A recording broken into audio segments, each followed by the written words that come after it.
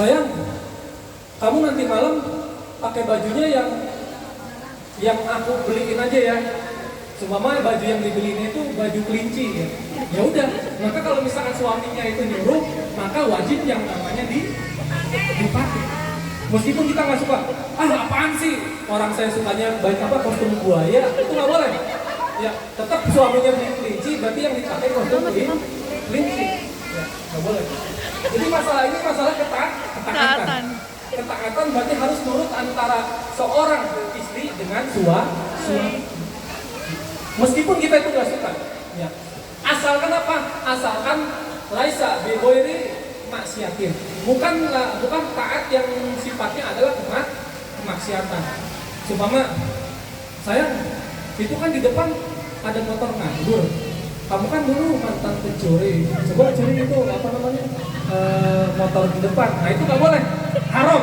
Ya hukumnya adalah haram. Meskipun sebenarnya pengen jawab, tapi jangan, nggak boleh ya. Itu hukumnya adalah haram. Taat yang seperti itu.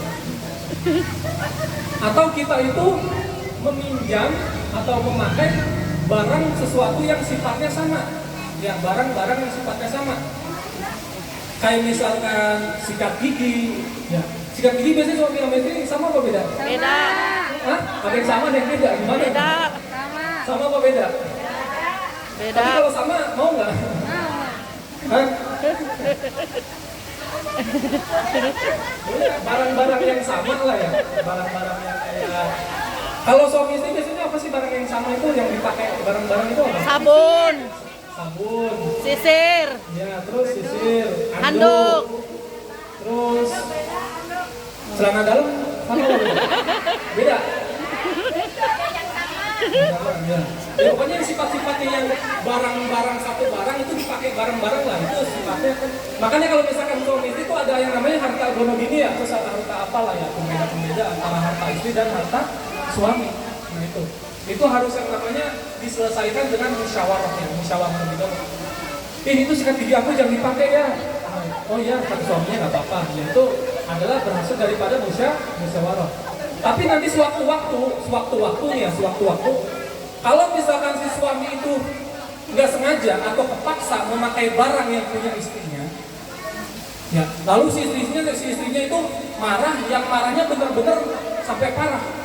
Nah ini termasuk istri yang khusus, ya, termasuk istri yang membangkang.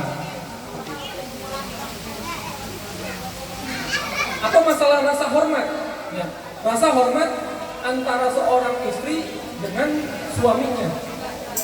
Jadi rasa hormatnya ini kayak apa ya? Misalkan suaminya ini kan, ya meskipun suaminya itu kurus, kayak cuma tinggal tulang doang, hitam, botak, terus rambutnya udah pada nggak ada, banget, nggak pernah mandi.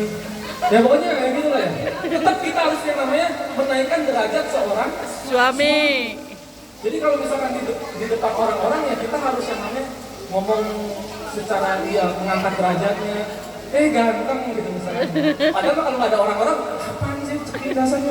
Nggak masalah, yang penting kita menaikkan yang namanya derajat suami. Soalnya biasanya gini. Ini sih bicara pengalaman orang lain ya.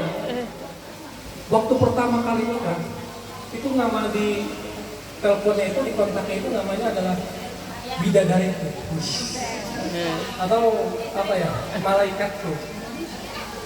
Setelah 5 tahun menikah diganti namanya buaya darat atau apa lagi kalimatnya, misalkan orangnya gemuk si gembrot, atau kalau misalkan orangnya itu cungkring si cungkring. Nah ini kan biasanya itu nggak boleh ya. Kita harus yang namanya menaikkan rasa hormat kita kepada seorang suami. Kalau hal itu terjadi, maka istri tersebut termasuk istri yang membangkang kepada seorang suami. Hukum nusyus at-tahrimu wa isqatul qasmi wa nafaqah tawadduh. Nih, orang yang khusus, istri yang khusus, itu dia tidak akan mendapatkan tidak akan mendapatkan 2 hal. Karena hukum khusus itu adalah at-tahrim. Tahrim berarti adalah haram. Berarti tidak boleh dilakukan. Kalau dilakukan akan mendapatkan Dosa. dosa. Kalau ditinggalkan mendapatkan Pahala. pahala. Iya benar. Jadi kalau misalkan ibu-ibu tadinya agak sempat emosi ya.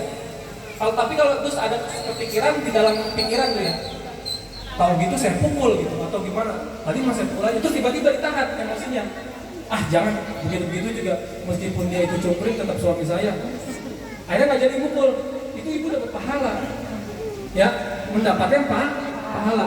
Atarkul ma'asi sawaban. Kalau misalkan kita meninggalkan suatu kemaksiatan, meninggalkan suatu yang namanya keharaman, kita akan mendapatkan pahala gitu ya. Nah, dia itu tidak waisqatul qasmi. Dia itu tidak akan mendapatkan yang namanya bagian. Bagian itu apa? Berarti bisa jadi bagian yang kayak sifatnya waris atau sifatnya harta-harta yang dari suami itu mungkin ada harta yang dikasih gitu lah ya. Atau di setiap istri itu dikasih barang-barang berharga. Nah, maka kalau istri yang khusus itu tidak mendapatkan harta bagian tersebut. Wa nafaqati tawabihi biiha. Dan orang istri yang khusus itu tidak wajib dikasih nafkah. Ya. Jadi kalau misalkan seumpama ibu-ibu di sini ya melihat suaminya itu nggak ngasih nafkah ke ibu-ibu, jangan salahin suaminya dulu, tapi introspeksi diri terlebih dahulu. Apakah karena saya kurang taat? Apakah saya termasuk orang yang khusus? Apakah suami saya itu ngaji fikih dan dia tahu hukumnya? Gitu kan? Ya maka kita introspeksi diri kita terlebih dahulu. Jangan asal yang namanya, wah sini apa suami saya nggak pernah nafkahin saya, udah ada 3 bulan. Itu jangan. Dan antara hubungan antara suami dan istri, ya ini yang paling penting ya, yang paling penting.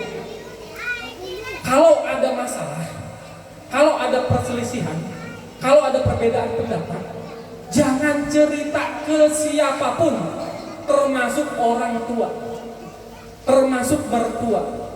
Jangan sampai kita kita tunjukkan yang namanya kejelekan suami kita atau istri kita itu ke orang tua. Ya, itu nggak boleh. Itu hukumnya adalah haram. Apalagi kalau misalkan orang tuanya itu yang bisa sampai ikut campur atau bahkan bisa ngambil kendali, itu tidak boleh, tidak disarankan, ya, tidak baik. Mau sesusah apapun, mau sesulit apapun, mau seburuk apapun, maka itu harus dipertahankan. Ya. Ada seorang